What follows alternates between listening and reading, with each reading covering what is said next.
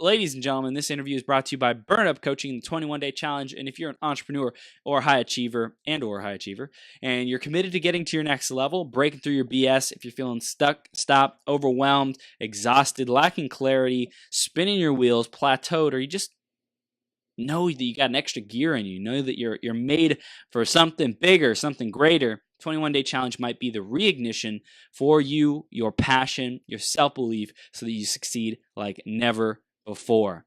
That might be exactly what you've been needing, exactly what the doctor ordered for you. Dr. Chris, well, I'm not a doctor. I'm not a licensed medical professional. Don't take my advice as such. And my strong recommendation from Coach Chris is that you get to step into your power and be your greatest possible self. 21 days, you'll dial in your statement of purpose, which is a long-term plan of who you want to be and where you want to get to.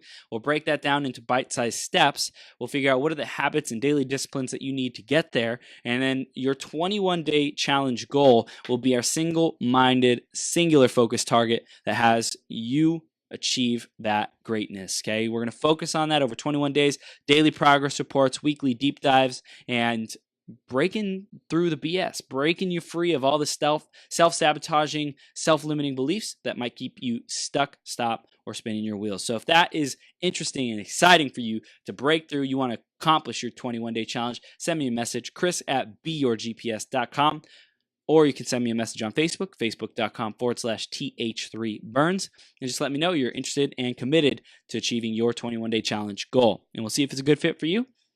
And have the best day ever. Next is our iTunes review of the week, and that is by Mr. Kevin Burciaga. Kevin says, best new podcast of 2018. This is the best new podcast I've found in 2018. There's so many great episodes, so quit filling your mind with polarized politics and bad news and start listening to Chris. Kevin, thank you so much for sharing and being your greatest possible self, showing up here in your greatness. I appreciate you and giving us that feedback. And if you want to give us feedback as well and give us a review and subscribe to the show, go to beyourgps.com/iTunes, and you can do it there, or search Becoming Your Greatest Possible Self on iTunes and do it like that. Or you can search Becoming Your Greatest Possible Self on Facebook and give us a review there. Thank you in advance for doing that. This next person who I'm about to bring on, Paul MacFarlane, has been on the show multiple times, and every time it gets better and better, goes deeper and deeper, and it's just a phenomenal, incredible, powerful conversation that is, I have so much fun. It brings me to life, brings me to joy, and this is an amazing human being. We're in a mastermind together. We share wisdom together. We support each other, and I know that when you stick around for the next hour or so, you will get tons and tons and tons of gold from this human being. Paul MacFarlane is a genius, and you definitely want to stay tuned to get that genius from him. So stay tuned, because change can happen in an instant. And with the love that this man oozes, you're going to be so enveloped, so enraptured. I think that's enraptured. Well, whatever. We'll ask him if that's a real word, because he's better with words than me, and find out if you'll be totally empowered to be your greatest possible self. So stick around, because Paul MacFarlane is the president and founder and professional human being of the 1101 experiment. Paul is a business and brand strategist with global Fortune 500 experience. He's a writer, designer, producer, director, public speaker and trainer, motivational, inspirational expert, screenplay writer, musician, and more.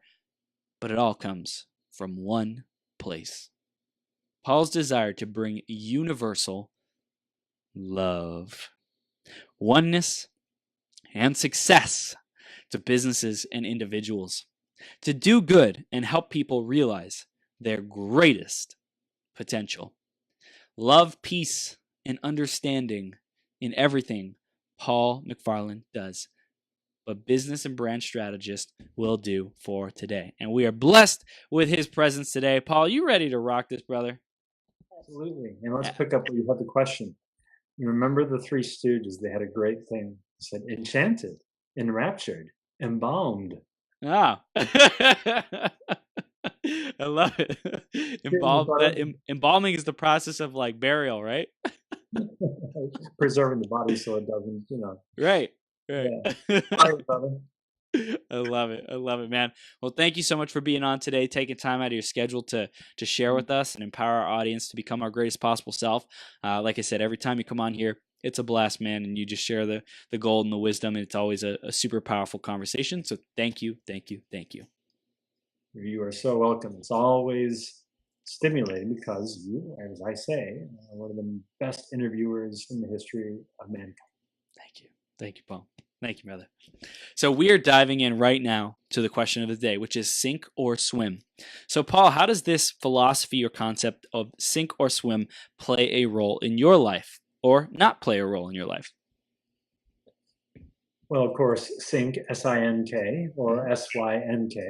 Mm-hmm. I prefer the S-Y-N-K. Okay. To synchronize, to make in sync, to sync up with. Mm-hmm. With what? What to what? It implies at least two, which could be the outside and the inside. It's almost like the law of polarity. But syncing is really important because you know when you're in harmony with something. You're in harmony with a song. So you're synchronizing with the music, right?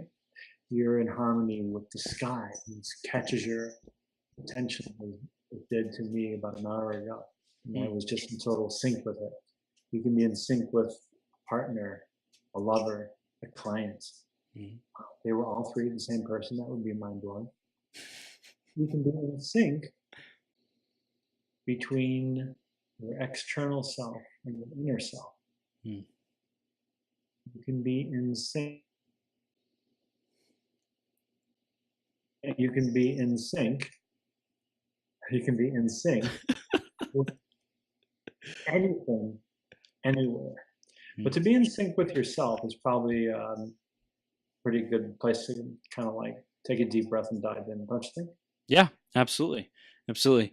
How do you be in swim with yourself? Now you can swim against the current. You can swim with a current. Well, which you probably know what it feels like for both. Swimming against the current, you get your workout twice as fast, and you don't get anywhere. And if you swim with the current, you get where you're going faster. It's like running backwards against the parade. You fast forward a parade. I love it. Fast forward. I love it. I love it. So yes, diving into this juiciness. And by the way, you help, just a real quick overview. You help brands, people develop their brands, develop their business, their messaging, be more effective at marketing, all that good stuff that generally cover the effect and impact that you have on people's lives. Yes. In Very other vaguely. words, I help businesses and people find the right open space, the gap in the future that they can fill with their highest potential and make the world really take note of and fall in love with them. Beautiful. I was in this morning, a silly meeting, and someone talked about direct mail campaigns. And it was just kind of saying, well, direct mail won maybe 3%. And I said, excuse me, mine get over 35% return. And next thing, the secret. I said, I'm not telling you. I love it. I love it. Okay, so diving into the being in sync with ourselves, that's super important. So what developed your capacity to be in sync with yourself? How did you start discovering that was an important key foundation point in your philosophy and your well-being?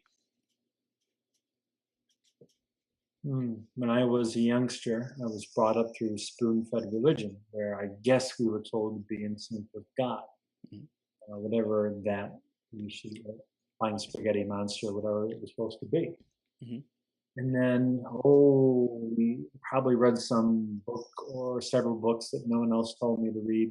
I read some rock star that I was into, and some book that they had read that inspired an album that I really liked, and that's where I learned about things. And so I read and went, meditation. What is this? The benefits. And then I played with it without knowing what I was doing, but I got glimpses of something else. And so I wanted more. So more and more research, more and more study, more and more practice has led me to, or I have attracted or co-created some amazing life-changing experiences that have polished and sharpened my mind, enlarged my heart, Mm. and given my spirit wings. So it's through the process of being in sync with yourself that you said you polished your heart, sharpened your mind, gave your spirit wings. So it's like the trifecta that everyone is looking to get into sync, body, mind, spirit, heart. Heart is part of body. You got that in sync through this fascination of meditation, of what other people recommended as sources of wisdom and education and growth, and you pursued it, and that's what really helped you develop your character in these specific things for you. Well, yeah, one in particular that made a big impact was Hinduism. Hmm. And reading the Bhagavad Gita and learning the expression, the term, the Atman. Atman, which you can sort of translate as the higher self, or the true self, or the self with a capital S, Mhm. which can't be the observer, which can be your destiny, your essence. And that was something very attractive to me, because when you get to a certain point in your life where you become cognizant and aware of what has been put into you by society, by family, by politics, religion, cultures, whatever, if you become acutely aware of what has been put into you, and at some point I thought, well, but who am I? Hmm. Who am I really? And to find out what that word was as the clean, clear slate, the tabula rasa, Yeah. clear, clean slate, unimprinted, was enormously attractive. And it's something that I return to all the time. Wow. So the essence of who you were, like why am I here, and you discovered principles that gave you clarity on that said, hey, this is who you are, or at least a way to start conceptualizing it and understanding it and living it, which is like, here's how you grasp the most important things in life for you, about you. And so you just started going down that path of like self realization, just getting more and more in sync with yourself to be able to be happy, to be fulfilled, to achieve the life that you desire. Yeah. In other words, I would say just more doors open. Mm-hmm. And it's like a door opens into a room with another door that opens into a room that opens into a room, etc. Mm-hmm. And they all lead to the same place, the truth, whatever that is that we realize is truth. So I'm kind of playing with a sync in my head. It's like, is that an aspect that kind of sheds light on some of my experiences? Yeah, sync is also can be like oneness. Oneness is the quality that can happen between two things: Mm-hmm. myself and the universe, in sync with the universe, in sync with my higher self, in sync with nature, in sync with another person, as we said before. It's a relational thing, which implies that, I thought of it. In sync implies that we're not enough. Mm. Because I would be enough if I could just harmonize with something else. Mm. Something else could see me, could recognize me, could feed me, could teach me. That's not necessarily completely wrong, because I think curiosity and a hunger to learn may not be a feeling of lack. On the other side, it could be an ever-opening sense of more organically, like again from Hinduism, the lotus flower that keeps opening and opening and opening with no end. It's spiritual and also quite natural too, because nature knows one word: more. Why does nature know that one word? You and I just stop right now, die and decay, and we all stop and decay. Eventually, whatever is outside that room, outside that building, will keep growing and knock down those walls and cover the space where you are. It just knows to make more and make more. Why is the natural urge for sex there? To make more. Yeah. Otherwise, we might forget, and none of us would be here. No, it's powerful. It just makes me. Yeah, I was reading a awesome Brian Tracy book. I think I actually have it here. Create Your Own Future. Yes. Super powerful. There's a place in this about character, and it talks about these aspects of humanity that everyone has. Like one of the examples is in every case, if everything else is left the same, every human being will choose to have more, right? Every human being will not choose one apple if they can choose to have two apples if all the other things are the same. Same thing with faster or slower. If someone can have something right now or they can wait a year, they will always choose right now because that is the essence of human nature, to be closer to now and present. Well, it's happiness. Happiness is such a word that doesn't get enough attention, I don't think, because in transcendental meditation, we understand that the human central nervous system, by its own nature, seeks happiness. Now, does more bring happiness? Maybe. Mm-hmm. But more is there in nature. And it'd be interesting to think, does nature seek happiness? Does the river seek the ocean through happiness? The vine keep growing and wrapping itself around the tree because it's hugging and loving it, Who knows? Oops, I ate too much and I killed it, right? Wow. That's a good lesson of love. But I think happiness is a natural state. Our central nervous system is geared towards seeking happiness, which is why we look for beauty all the time. Yeah. That was beauty. In fact, my favorite definition of the word beauty is this: beauty exists where and when I do not. See, when I'm looking at a beautiful sunrise or sunset, I have disappeared. I have become pure redness of the sunset. I'm fully in it. If I'm dancing to the music, the dancer disappears. All there is the dance. It's a good riddle. Like, what exists where and when I do not? Sync means a connection, and sometimes it means mirroring from one to the other. If I sync data to an external hard drive, the data that is here gets transmitted to that one because of the connection. And syncing implies also that there is a mirroring and equal, same. I have a discussion about blockchain maybe if you're not careful.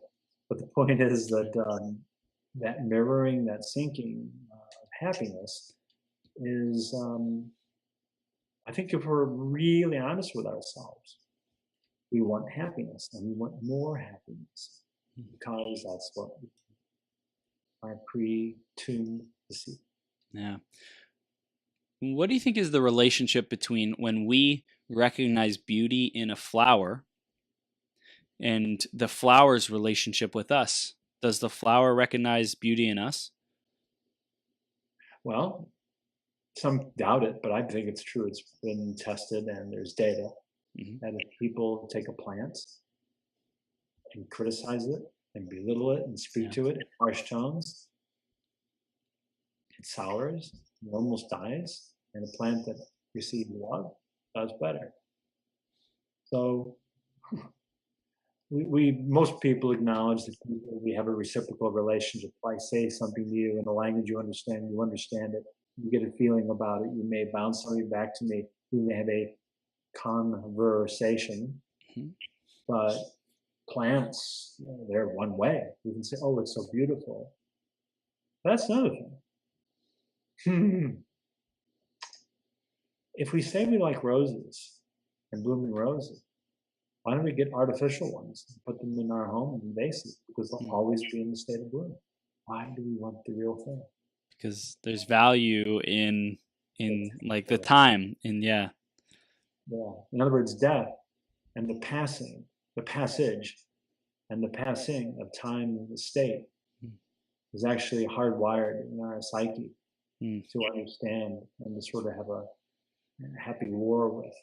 But it's that preciousness and the delicacy of beauty that does not, in other words, this too shall pass. There's something so true and beautiful in that idea that, but if we knew we were going to live forever, why would we seek to do anything?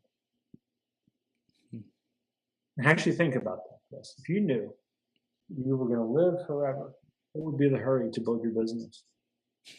What would be the hurry to make your mark and have a legacy, and have children or anything like that?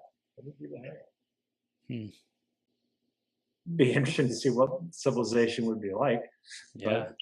Well, I think what I see is that we have been programmed into this clock ticking down mindset and paradigm to be able to overcome it at some point, right? So we're the creators of our reality, and as the creators, what do I want to create? I want to create an opportunity where I can create infinitely, as much as I want, in as large quantities or as long as I want, kind of thing. And so as soon as possible. Right. And I think that, exactly. I think that there's an aspect of, well, I recognize that I can only create so much in 50 years, but if I had 2,000 years, then I could create a lot more and be a lot more impactful and masterful with my creation. So it's like there's an aspect of, I want to evolve myself to the point to where I can live longer, practically forever, but I first have to grow through the knowledge and the experience of what it's like to not feel like I have enough time, to feel like time's running out, to be aware of what that's like. And then I transcend that, and it's like, okay, cool. Now I get to play. Now I really get to play, now that I have this fullness of time to dance around with, kind of thing. But to underscore it, I think it has to be, you die or you're immortal. Living for 2,000 years, we get used to that too. Right. We live the same way, but it just be over bigger chunks of time. Like, right. Wow, I got to get that done the next 300 years. The same way, I got to get this done next month. Right. Still the same. So yeah, immortal. I never know that. Forever, or there's some, even if it's a million, there's still some aspect of time is running out, energy. Expectations shrink or grow to fit the amount of time. We're just used to the idea that we go to school for 12 or 16 years, and then we retire and we die. We're just used to that. Right. You get used to anything. You get used to a Turkish prison. You get used to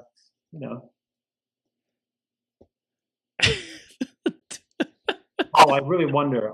I probably know a couple of people in my life who would really be happy living at 74 degrees Fahrenheit and sunny every day for their life. I couldn't. But I know some people who probably could. Contrast is kind of important. Yeah. Contrast is a reminder to look at something freshly again. Yeah. Interesting. And so almost like gender or opposites. The valley requires the mountain requires the valley. Right. So this is fun and interesting and exciting. And I'm curious, Paul, how do you translate these conversations that are illuminating genius and integrating love and what we are being right now, and that's curious and excited? How do you translate that into like real world results and apply it so that we are more fulfilled, more successful, more happy, etc., in all areas of our life? How does this translate? Oh, that's a particularly big question. It deserves a big answer. Yeah.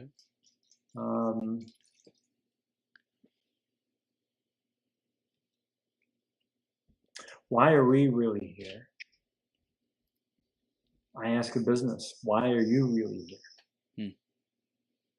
And I get the best work and the best success when I can drill past the ephemeral sort of thing. Well, we're in business and we're here to provide a service. Yeah.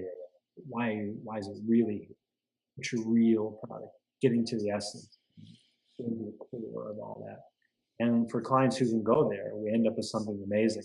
For clients who don't want to go there, I walk away.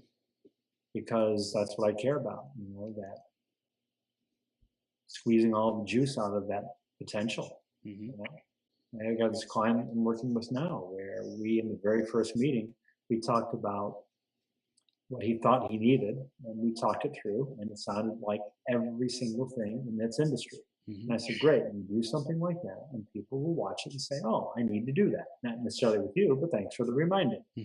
Why waste your time and money to do that? So we came up with something much more essential. Notice I'm not being specific because I'm not sharing it yet. But we got to something deeply essential, and I mean essence, essential, and human. And both of us were sort of like, wow, yeah. So how do we start that? And you get somewhere much more interesting that way, and resoundingly meaningful. So the staff aren't going to say, oh, we got a new video, did you see it? Versus, have you seen our new video? This meeting I had this morning was really crazy. I said the problem with this business model I was talking to, and I was ready to walk out. In fact, I did walk out at one point. They were talking about direct mail and getting like a 1 or 3% return. And I said, mine gets about 35%. And he's like, what? What is it? No, I'm not going to tell you. But I told one person, it's a decision you make at the beginning. You're going to try to make people's day with every single thing you do, because this business is, their model is to annoy as many people as possible and try to get 1, 2, 3% response. That's leaving emotional wreckage in this world just to squeeze out your small results. You actually make people love you. Not only will it be more effective because they'll be more responsive to your message, but you're going to leave a trail of positivism instead. Now, if you don't care about that at all, I'm walking out immediately. Yeah. Wow. That's powerful. Powerful, man. I love it. I love it. So when you do these things, you are as good as your guests. And your guests are as good as you are. And you are very, very good. So I've seen some guests over the 69 previous marathons, and I think were pretty boring and pretty annoying. But the thing is, you are always worth tuning into. I always get energy from you. I always get inspiration from you. I always get a good reminder from you. So the fact that Chris Burns as a brand is consistently, essentially positive, energetic, compassionate, and powerful. That is something people can learn and trust from the brand Chris Burns. So no matter how you show up or what they're watching live or replay, that's a consistent, essential, positive thing. The guests, probably more yes than no, but there's been some notable, no, that's what a brand is. The brand that tells you this is who I am, and you can count on this. And it can still grow, it can be organic, but the essence should always be in full display.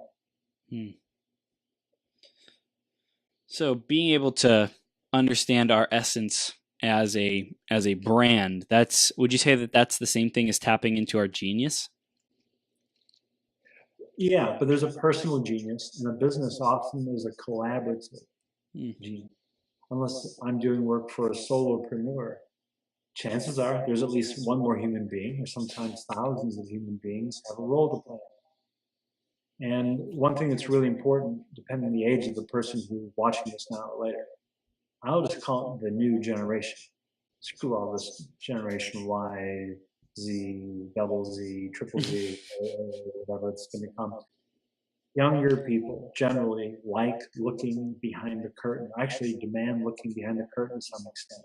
Yeah. I mean, they want to see what's really going on, not your quality since 1982. No, they want to look and see what is it like to work there. They want to see what your policies are, what your externalities are. And that essence makes it even more important, because if you are operating on a certain set of values, your culture exhibits those certain set of values, your products and services deliver those certain set of values, you're in good shape. If there's dissonance, though, you have unhappy staff, you have lack of care or quality in your products and services, well, then you deserve to be put out of business. Yeah. So the genius is harnessing an individual's capacities, their brilliance, and there can also be a brand genius, a brand essence energy that's created because of a collective group of genius that's put together, that's synced up together to be able to. Well, in fact, to make it a bumper sticker simple, a business's internal culture is, or eventually will be, your real brand. Wow. I don't care if you're a car dealer, if you're a plumber, if you're a multinational technology company, if you're a consumer packaged goods, behemoth. The culture of your people, and I mean all your people, is your brand or will become that. So you better keep a good eye on it and maximize the positive energy of that culture yesterday. And I know how to do that. I'm really good at that. That's why I care about it. So how does love play a factor in that process of owning the brand? This works for one person in a solopreneur situation, and it works for an entire staff, work groups, management teams, customer service people. One, do people love themselves? Well, you may say, well, how do you deal with that? This is about advertising. Oh, well, welcome to 2018. Two, do people love what they do? In other words, in any group or non-group, like I could ask you, this is why we do it. Let's role play. Chris, raise your hand if you're here because you need the money. You don't need the money? That's not why I'm here. Raise your hand if you need the money. Okay, leave your hand up if this is a job you like doing. Leave your hand up if this is a career you totally believe in. Leave your hand up if this is a deep calling and you have to do this. There. See? That's the difference. Most people in most companies, the hand would go down about halfway. Because if you ask them what they really want to do, what I really like to do is, well, then why are you here? Well, okay. Then the first thing you have to do is take that energy of what they really would want to do and see how is it applicable to making that business better. And what I've done over and over again in what I'm mid-sized companies of say 100, I work with the people to ask them questions like, who are you? And I probe a lot deeper than that. And eventually I find out unexpressed dreams. I find unexpressed desires and skills and passion.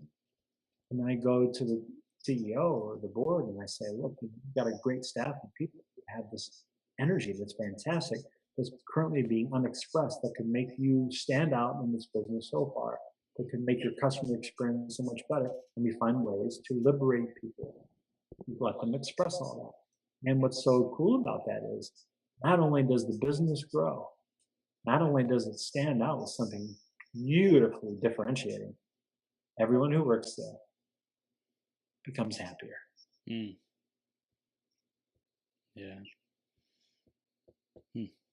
Yeah, I find that when people just try to fit into as a cog in the machine to get the work done, like it's a very lifeless business. But if they do what you say, which is, really survey the types of people, get their creative input, their essence, their flavor, and what they're inspired by, and channel that into the business somehow and create more. Express their real self. Yeah, express their real self. Then that brings the life to the business. It also brings, I think, a sense of personal responsibility from each individual to make the business better, a piece of ownership. They own the business, they love the business even more, so that they're more willing to be more self-expressed and share what's on their mind. There's your thing. If you can synchronize the lowest employee to the company mission and the company mission to the lowest employee, you've got something. So how do we do that? Well, the process I just told you. You first have to begin with finding out the essence of the business, not simply the profit motive, but really why is the business there? And that has to feel right to the people who own that, which are generally the C-level people. And you find out in the staff what resident energy there is that harmonizes with that, and then find the truth of the energy of the people and see what that potential could do to accentuate and magnify the cultural and the brand, the business goals. It's basically some pretty similar things. If you want customers, a business has to make that customer's day with everything they do. With a phone call, with a customer support call, with the product, with the service, with the invoicing, with the website. It's like, for instance, why do websites for businesses romance, sell until you buy? And then when you just put in your credit card and buy and it confirms it, there's no more romance. There's no more selling. It's all the front and not the back. Now that would be a pretty fresh thing to do. It's like, now that we have your money, we don't care about you anymore. Most websites behave just like that. Now that I've got your money, you're nothing to us. We're going to go romance the next one.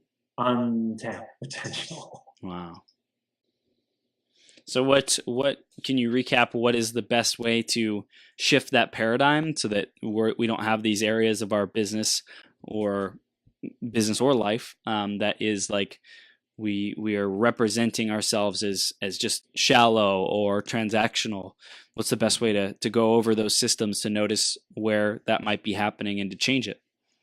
Well, if I was starting fresh with someone, the very simple beginning is this. What is your day like, and how many messages do you see when you swipe past? Isn't it annoying? Yes, it is. And the people who you want to take their money, those people, they find it annoying too. So we have to decide we're not going to be annoying. Oh, of course I won't be annoying. But see, just there, we've gotten them off of where the deferential place where so many businesses end up. And once you choose to not cause harm, emotional harm, you're not going to annoy. Then you make a decision, the benefit of making people's day with everything we're going to do. If you're going to try and this is termed precision marketing. We can reach people, our customer, in every part of their experience, all the platforms and all the days. Yeah, but who says they want to be reached all the time? So if you're going to be pestering someone day after day and all these points about your, why not do something they want to see? That's a decision. That's a remarkable decision right there. And once that decision is there, I have to do an analysis of the internal culture along the lines we said. Find the resonant energy that's being expressed, find the potential unexpressed energy, and find those positive qualities and see how they can line up to that. And when you do that, like I said, you potentially won the game right there. And that's where some of my most successful relationships have come, by getting the internal culture and the external brand aligned and sync. And that makes it feel like you're swimming with the current. Yeah. I love this. Super, super powerful. One thing that came up in my mind is like, how can an individual own their own genius and own their own, like creativity? Like, what's your recommendation for people to harness the power of their genius? Wow. Okay, I'll tell the truth. I've always known I was a genius. I always know I didn't think like anybody else. I always knew I was different. And I got okay with that. Sometimes it was an emotional heartache to realize that. But for most people, they've had creativity beaten out of them. They've been told that being an innovative and creative person is too flaky. You shouldn't spend your time, just throwing pencils up into the ceiling and seeing which ones stick, and drinking extra beer and knocking ideas around. That seems wasteful, right? And just get it done, just get it done, just get it done. I mean, follow the data, it's all this numerical stuff. But we're not people. In fact, I'll give you an idea right here. Nike. The thing they did recently was the 30th anniversary of the Just Do It campaign. No one calls it that. They call, oh, that ad was Colin Kaepernick. He was one of those 7 or 8 athletes that people remember. Oh, they had people burning their shoes and all that. And their business globally went up 30 or more % during that period. Wow. And I guarantee you, whether you like Nike or don't like Nike, take a brand and think of a global brand like Nike growing 30% sales. And I will promise you, the decision to do that campaign and who to include didn't come from data. Not at all. I'm sorry, I have to get back off my soapbox. The main thing is for people to really claim their own genius and creativity, you have to realize that you've been imprinted with very limited mind, probably embracing lack of potential. Oh, I couldn't have a career doing that. Well, who says? Every single person in our society that we throw money at is a square peg in a round hole. Is a specialist in one bizarre thing that we all fell in love with. Why not you? How to do that? You have to work on building your own imagination. I tell people who don't seem to be able to imagine, my heart breaks for them. The only way I can say to do that, if someone needs to build their own self-belief by creativity, is to feed their imagination. And that means to become childlike and play for play's sake, laugh for laughter's sake, dance for dance's sake. Because we've been programmed with, well, what are you doing that for? What are you doing that for? What's that for? What's that going to get you? Got to be successful. What does successful mean? Get out of school and be a success. Why don't you say the truth? I want you to get out of college and as soon as possible have X number of $100,000 in your bank, a house that's paid for, kids in the right schools, and you know what I mean? Tell me what you really mean. All right, maybe I want something different. So you have to throw all that shit out of your system and explore pure, natural innocence of childhood play. If you don't think you have that imagination, get in that space. Yeah. It's powerful. I love it. I love the imagination. I love the childlike wonder. I love the discovery and the curiosity. I think you look at a clown like you've never seen one before. You forget all the things you've been taught. Look, a cute little stratum. No, look at him and say, "What the fuck is that?" It's good practice. To touch water. Like it's for the first time and really notice how wondrous, and amazing, and magical it is. What's the like thought pattern or the energy pattern that we can activate so that we know we are in wonder? Like, how does someone say, I'm now in childlike wonder? Like, how does that happen? How do we make that shift? How can we just turn that on? Well, the problem, the way you phrased it, screws it up. You say, I'm now in childlike wonder and be noticing it. Childlike wonder. I can tell I'm in a childlike state of wonder, and this is good. This is profitable. Help me right now. Well, I guess you could do that, but I think the main thing is when time disappears, when ego disappears, childlike wonder, sex and meditation have that in common. There's a timelessness to it. You know, it's like, Chris, get inside. It's time for your homework. What do you mean? You've been out there all day. I have. See, you're playing with your army men in the grass, whatever, you know. And you play means if you forget some and your dad mows the lawn and chops one up, well, he's the dead guy, you know, and you use him for a dead guy. Right. So it's so fabulous. Anyway, but you know it when you don't know it. See, if the ego disappears and time disappears, that's how you know.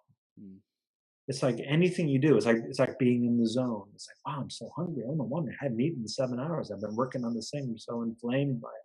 That's how you know. And then you just say thank you. You say thank you. I mean, you may have to create and do some things and try some things to get into a fresher, more innocent, vulnerable space.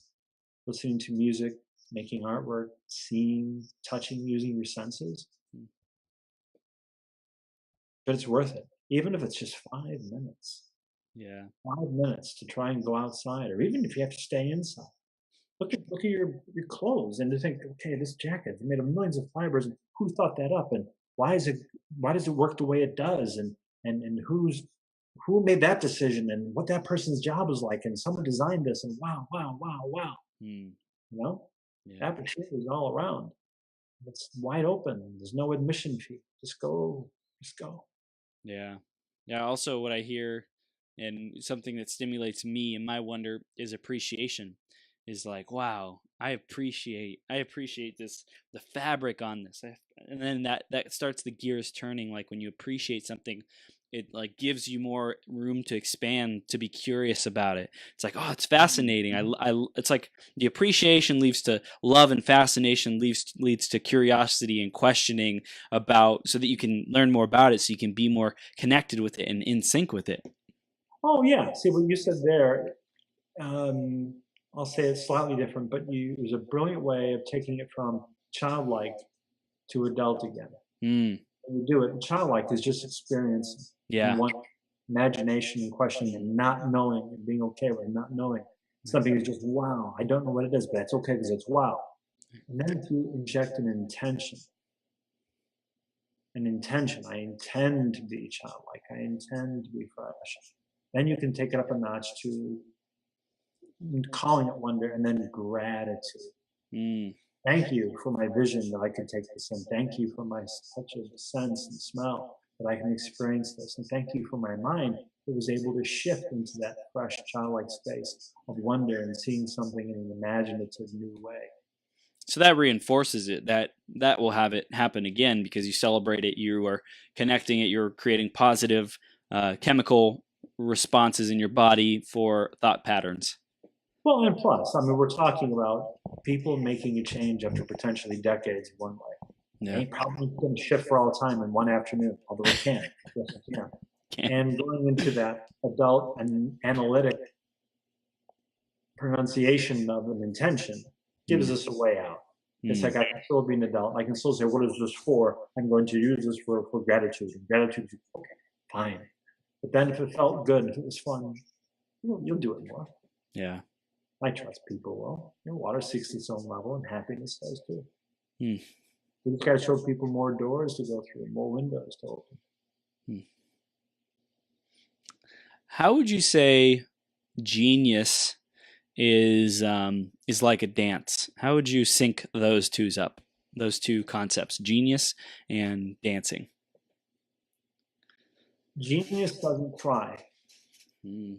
Genius doesn't struggle. Genius doesn't analyze. Genius doesn't work at anything.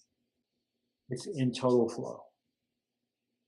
It's a recognition of a desire and an expression in total flow.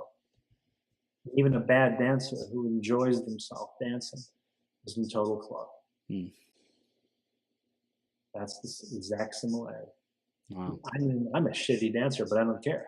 I'd be even worse if I was trying to think, well, move this over here. No, but that's a 3, and that's a 2, and that's a, ooh, it'd be even worse. You better just look like a train wreck in slow motion and laugh it off. And that would be the flow. You're feeling it, and you're feeling it the way you can. And genius is like that. Mm. We all have it. That's beautiful. I love it. We're about done, because I think my battery's gonna die pretty soon. Yeah. So let's wrap it up. Final takeaways from this interview. What is it that people have to know from this, Paul? Have to know. Wow. I'm still enjoying the childlike thing. One thing is that if you're in business with yourself or with someone else, you have to make a conscious decision to make people's day with everything you do. And everything you do is your brand. Any small little detail, every single effing pixel is your brand. And if you don't know how to make it better, talk to Chris. He'll put you in touch with me. I do that easily. Second, find out why you're really here. Go deep and take your time. And then once you know that, if you have people you work with or people who work under you, bring out that in them as well. inject love into everything you do, and love the world whose money you want to take. And if you need practice in being better at any of this, stay in an innocent, fresh, childlike sense of wonder. Then analyze it all you want. I love it. I love it, Paul. So how can people stay connected with you, and what do we want them to do next? Well, if they're watching this and they can spell my name, they can find me on Facebook pretty darn easily. Because I look like my picture, and my picture looks like me. After that, they can get other contact information if they want, because my pipeline is never full, and I'm always happy and willing to give people some inspiration in a way that'll take other people's money for something that you do that the world needs and loves. Amen. Amen, Paul. Well, you are a beautiful human being. Thank you so much for being in my life, for showing up to give this amazing value and have these deep, intellectual, stimulating, spiritual, soul-based, heart-based, everything-based, practical conversations. Yes, definitely. That are so dynamic and so powerful. I appreciate who you are, man. Thanks for coming on today. You too, buddy. Cheers. Awesome. We'll see you soon.